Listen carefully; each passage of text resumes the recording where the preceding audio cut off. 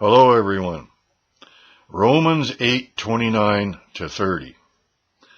This passage is significant to Calvinist doctrine, and the Calvinist doctrine of predestination and election. And it's one of the main passages that Calvinists appeal to in their doctrine of predestination and election, or doctrines of predestination and election. So let's just read it here. We'll start with the NIV translation. For those God foreknew, he also predestined to be conformed to the image of his Son, that he might be the firstborn among many brothers and sisters. And those he predestined, he also called. Those he called, he also justified. Those he justified, he also glorified. Romans 8:29-30. Now this passage, once you sort out what Paul is really talking about, it will be easy for you to see that Calvinists really have no idea what Paul is talking about in chapters 2-11. In Calvinism, this verse is alluding to the idea that before creation, God chose who would become a saved believer, and he predestined that person to have a conversion event or a justification event, salvation event, at a fixed point in his lifetime. And the Calvinist more or less thinks that this is what this passage is about. Before creation, God chose and predestined who would become a Christian or believer, and that's what the verse is all about. And they have a different idea about God knowing the future than Arminians, who tend to think that God looks down the corridors of time, sort of like crystal ball gazing, to look into the future, which, by the way, that doesn't work. That's never going to make sense. God doesn't have to look into a future, because that would mean the future is something he didn't create and it's independent of himself, and he has to look into it. It doesn't make sense.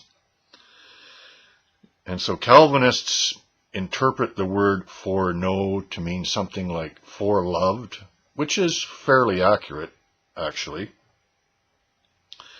And because God chose these people, he foreloved them and predestined them to this fixed point in time salvation event or justification event.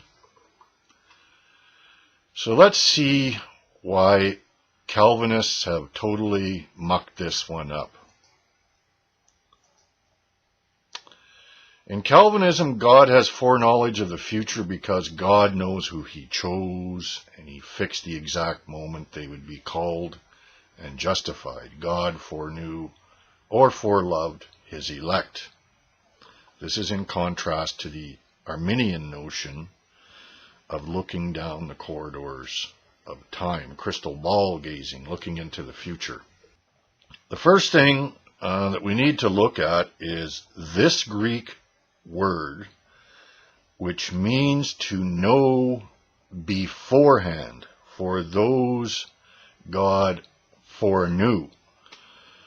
And this word is sort of the focal point of the Calvinist error. What they think this language means. Okay, so this Greek word means to know beforehand. However, Calvinists, most people actually, tend to think that this word, this Greek word, necessarily means that God knows the future before it arrives. Okay? And they think that's what this word necessarily means. However, we have scriptural proof that that's not the case. Acts 26, 4-5. And here Paul is speaking, and he says this: "So then all the Jews, or all Jews, know my manner of life from my youth up, which from the beginning was spent among my own nation and at Jerusalem, since they foreknew me from the first, if they are willing to testify that I lived as a Pharisee according to the strictest sect of our religion." Exact same word is used here at Acts 26, 4-5. And Paul is saying that the Jews foreknew him. So what does that mean? Does that mean that the Jews knew the future somehow? Of course it doesn't. The word foreknew has nothing to do with knowing the future in this passage. Rather, it is referring to past history, when the Jews had previously known Paul. They knew Paul beforehand. That is, they foreknew him, which means the Jews knew Paul before the present time. The Greek word means to know beforehand. They knew Paul before, in time, before the present time. And so we can see how this word doesn't necessarily mean knowing the future or knowing something about the future, because that's obviously not what is going on in this verse. It's about knowing Paul in the past, knowing Paul beforehand. Rather than a word which indicates these Jews knew the future, Paul uses this word to explain how the Jews had known him in the past, before the present time. That is, the time when Paul was saying these words at Acts 26. So does this word necessarily mean that someone knows the future before it arrives? Obviously not. So that's our first fact, and we have to keep that in mind. A second very significant fact pertaining to Romans 8:29-30 is something which Paul says a little bit later. He says, "I ask then, has God rejected his people?" Who is that? Who is Paul talking about? "By no means. I myself am an Israelite, a descendant of Abraham, a member of the tribe of Benjamin. God has not rejected his people whom he foreknew." Same word, same language. And we can already begin to see here how Paul is talking about the Jews, or Israelites if you like, God had known in the past, before the present time that Paul is writing this. His people whom he had foreknown in the past. God didn't reject Israel, and Paul is using himself as proof of that. I'm an Israelite.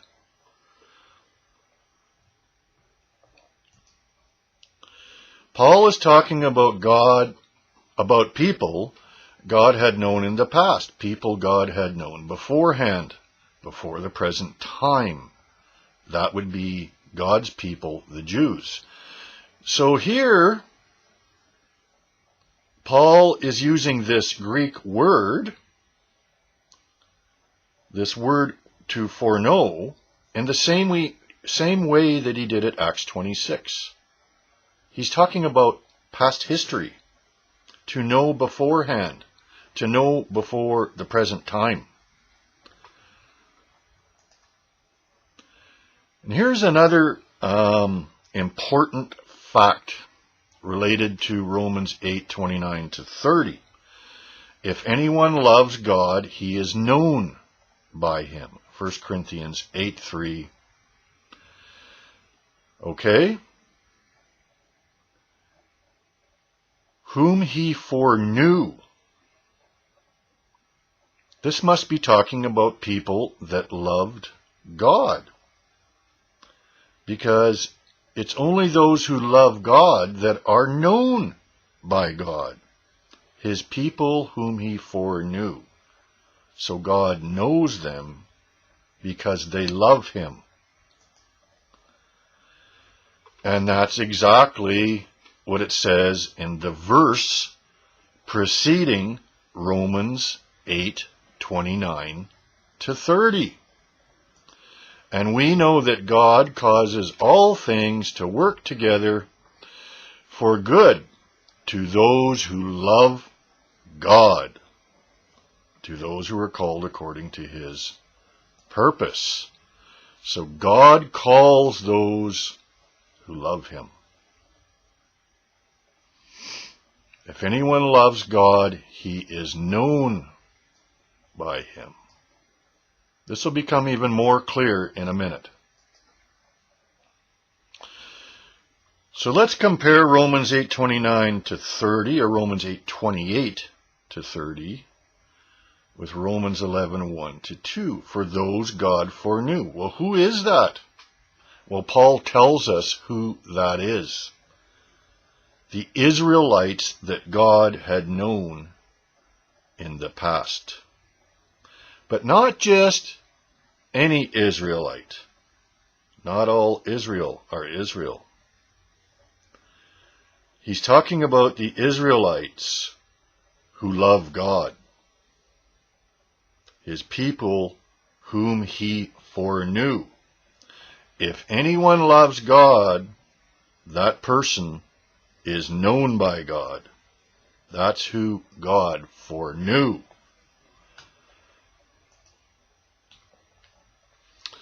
So here's another important fact in the book of Romans, and I think Calvinists are just completely oblivious to this. Paul's intended audience for the book of Romans is the Church of Rome.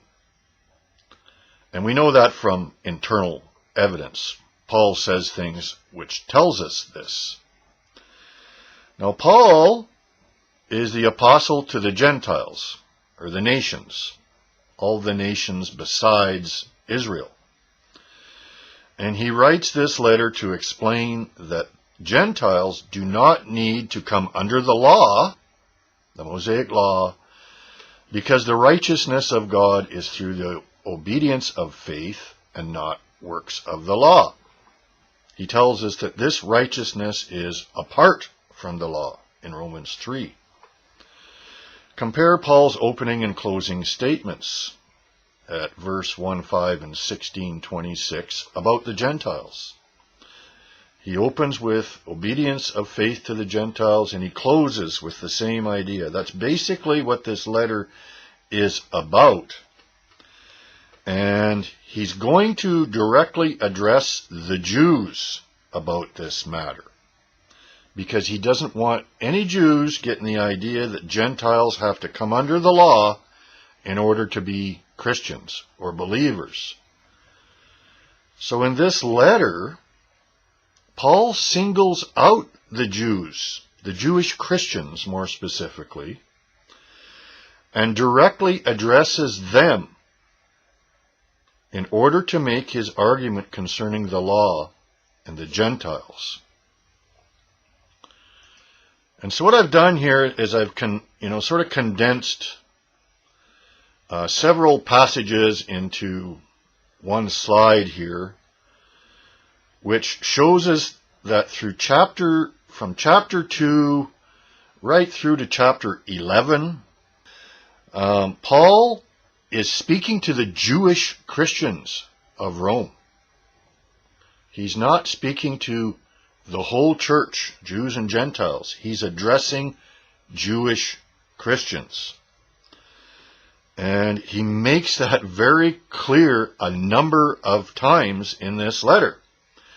Starting at chapter 2, verse 17. But if you bear the name Jew, that's obviously not true of a Gentile, and rely upon the law and boast in God. Okay, so you can see he's addressing Jews here. And in verse 24, he says, the name of God is blasphemed among the Gentiles because of you, you Jews. Verse 25, if you are a transgressor of the law, your circumcision, Jews, has become uncircumcision. Speaking to Jews. Chapter 3, verse 9, what then? Are we better than they, or them? Are Jews better than Gentiles? And Paul says, not at all, for we have already charged that both Jews and Greeks are all under sin. So again, we can see he's speaking to the Jews of Rome. It's very important to understand this if you're going to understand what Paul is talking about in Romans. Because when he uses the words we and us, you just can't assume that you're part of that. You have to know who he's talking to. Chapter 4, verse 1.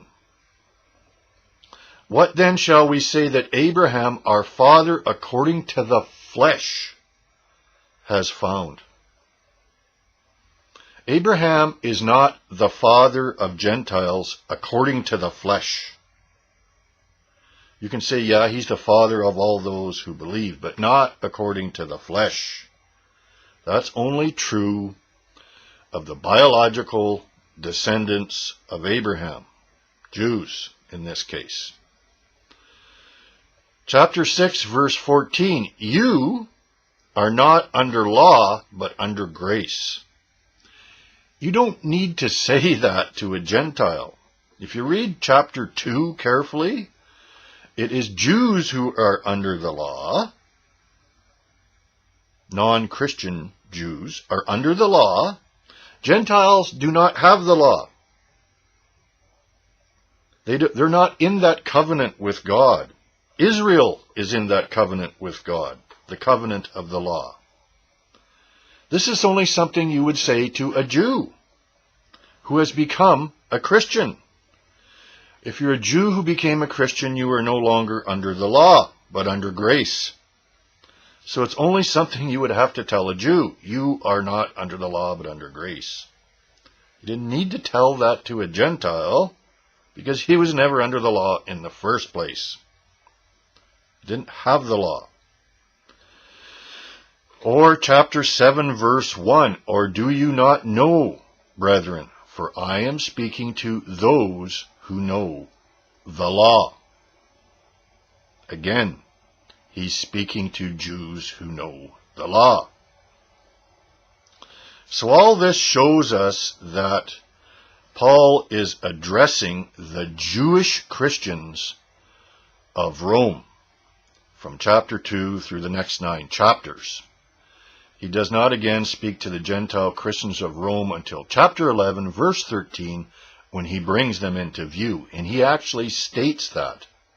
He says, okay, now I'm talking to you Gentiles in chapter 11. Before, he wasn't, except in his introduction when he was addressing the Church of Rome. But then he singles out the Jewish Christians of Rome and addresses them about this issue of the law. Very important to understand. So let's get back to Romans 8:29 to 30. Paul is referring to the Jewish remnant who love God as opposed to the Jews who reject Christ, who he's going to talk about in the next chapter. And he laments about that. The Jews in the church at Rome are understood to be part of that remnant because they're believers.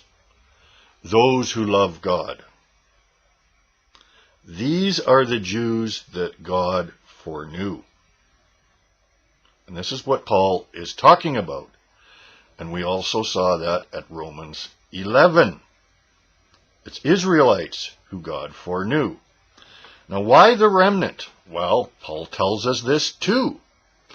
I ask then, has God rejected his people? Chapter 11. By no means. I myself am an Israelite, a descendant of Abraham, a member of the tribe of Benjamin. God has not rejected his people, Israel, whom he foreknew, who he knew in the past. God had foreknown these people. He knew them in the past. Don't you know what Scripture says in the passage about Elijah? How he appealed to God against Israel. Israel. Lord, they have killed your prophets and torn down your altars. I am the only one left, and they are trying to kill me. And what was God's answer to him? I have reserved for myself 7,000 who have not bowed the knee to Baal. Faithful Israelites. So too, at the present time, a remnant, according to election of grace, has come to be. A remnant. The remnant are those who love God, and we've already seen that those who love God are those who God knows. His people whom he foreknew. True Israelites who love God in circumcision of the heart and keep his commands.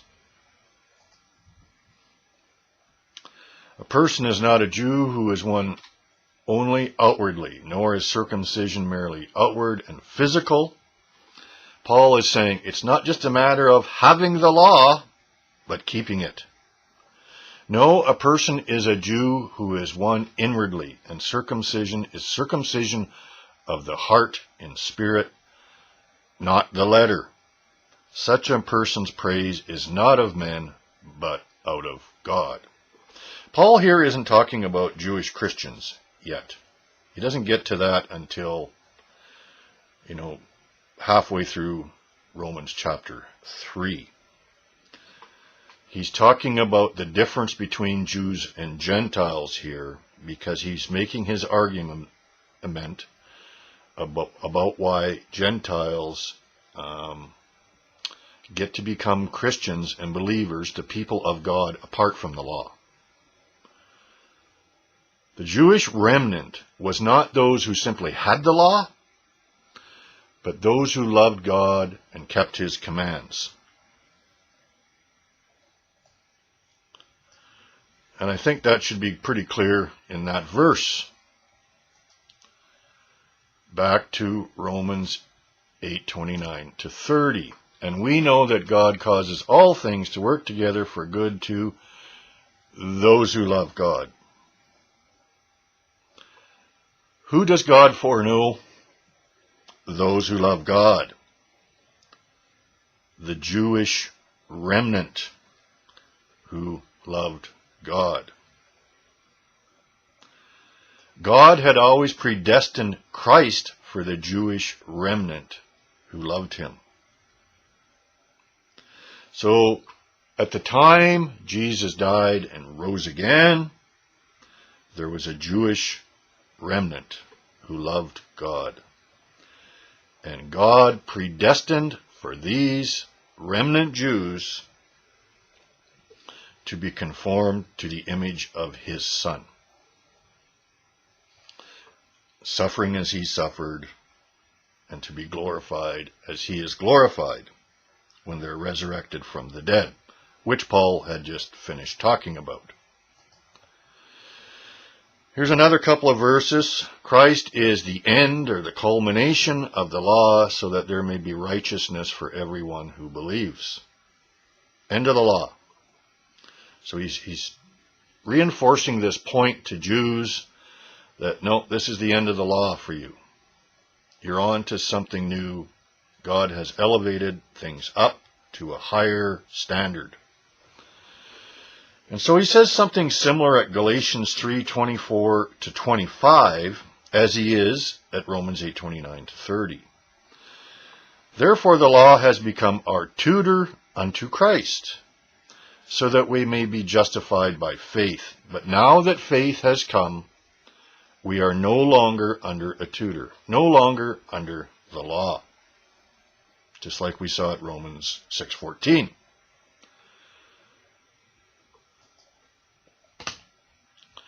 And to be conformed to the image of his Son.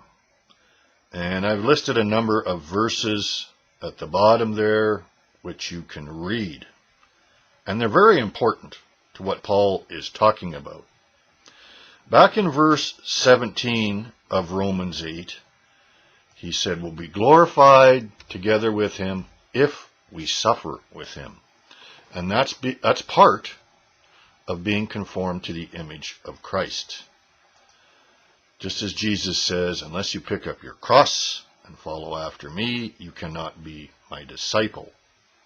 We must be conformed to his image and walk as he walked. So that's what these remnant Jews were called to do. God is calling them to be conformed to the image of his Son. He predestined this to occur to those who love God.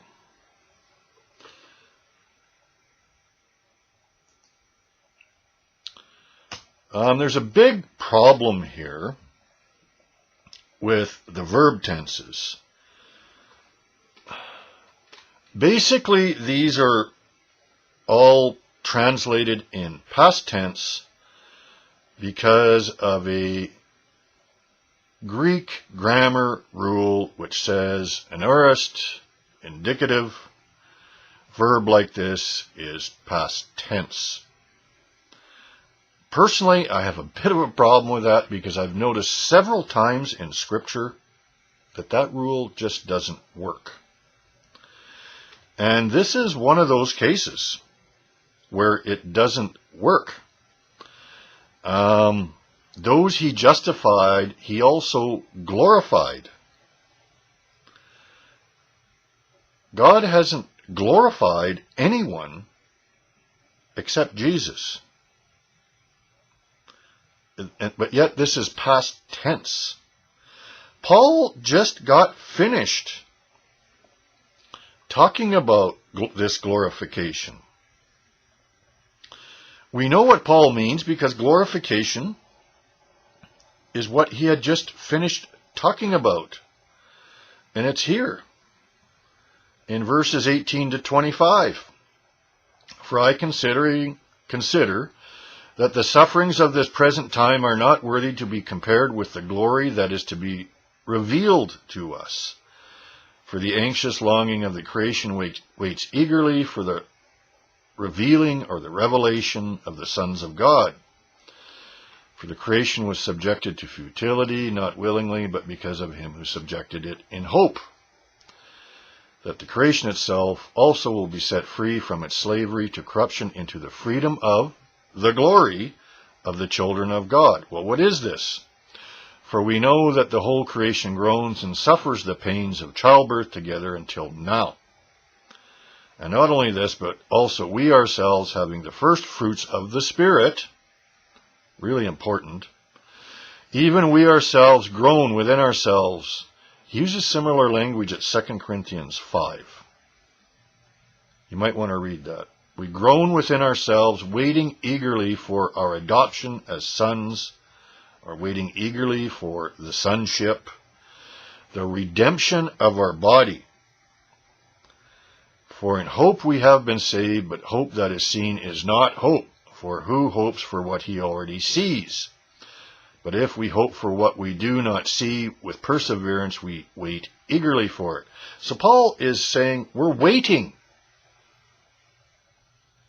for this glory to be revealed in us. So it can't be past tense. So that's kind of a serious problem at Romans 8:29 to 30. And I won't say much more about that because it will be long and drawn out. But I just want you to be aware of that those God has called have not yet been glorified. That won't happen until the resurrection.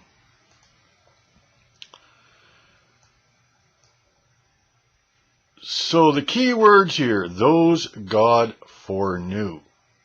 And we have seen how Paul is speaking to the Jews. We have seen in chapter 11 how Paul is using this language to refer to the people of Israel, but not all the people of Israel, the Jewish remnant who love God. And that's the people that God foreknew and who Paul is talking about at Romans 8:29 to 30. He's not talking about Gentiles. He's not making a general absolute statement that can apply to all Christians of all time. The only people that God foreknew, when Paul is writing this, are the Jews, and specifically those Jews who had loved him, the remnant. This verse is not about how God chose who will be a Christian at any time. The verse tells us how God had determined that the Jewish remnant, those who love God, would be conformed to the image of his Son so that Jesus might be the firstborn of many brothers. All the facts pertaining to this passage make that very clear. God has not rejected his people whom he foreknew, Jews, and more specifically, the remnant Jews. And so what the passage is really saying, or what Paul really means, is that we know that God causes all things to work together for good to those Jews who had loved God, to those who are now called according to his purpose. For the Jews God had known in the past, he also predestined to be conformed to the image of his Son.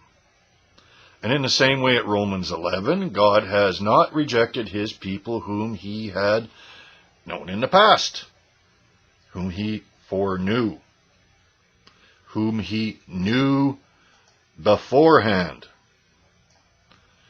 those who love God.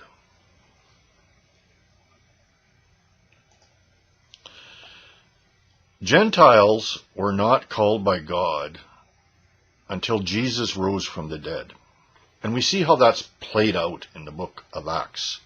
The book of Acts makes a real point of showing us how God has now granted repentance to the Gentiles, something they didn't have before. The Gentiles were not foreknown by God. They were not his people. Only Israel were his people. And it is the Jewish remnant who loved God, those who had the circumcision of the heart in spirit, those who kept his commands, those who loved God and showed that love by obeying him. This Jewish remnant are the ones who were foreknown by God at Romans 8:29 to 30. That's who Paul is talking about. That's who he has been talking to since chapter 2. He's been speaking to the Jewish remnant in Rome who did believe in Jesus Christ. And he's encouraging them, even though that he's about to say, we are but lambs for the slaughter, but not to worry. The verse is referring to people God had known in the past, namely remnant Jews who loved God. And it doesn't mean all past time, okay, but Jews who had known God, loved God, before they had the gospel preached to them. God had predestined those who loved him to be conformed to the image of his Son. Since this verse is referring to people God had known in the past, it's an error to apply this verse to later Gentiles who became believers, like we ourselves. And that's a big mistake that Calvinists and many others are making with this verse. You just can't apply this language to yourself today. You aren't one of the people that God foreknew, because Paul is talking about people God had known in the past before he wrote this letter. People God had known before they heard the gospel of Jesus Christ and the kingdom of God. That's not you. Okay? You weren't in a love relationship with God. It is those who love God who are known by God. Paul tells us that. And so it should be obvious to you, what the Calvinist error is here. They're reading this verse like they can apply it to themselves, and it's about God. He foreknew these people because he predestined them and elected them to become Christians. It has nothing to do with that. Paul is talking about the remnant Jews who had loved God. And this should really strike the hearts of the Jewish Christians in Rome, because they know Paul is speaking to them as the remnant who loved God, and Paul is telling them that they were predestined to be conformed to his image. And then in Romans 9, he's going to talk about those Jews who rejected God, but he's also going to talk about how God is now calling the Gentiles in Romans 9. But he's not talking about that here.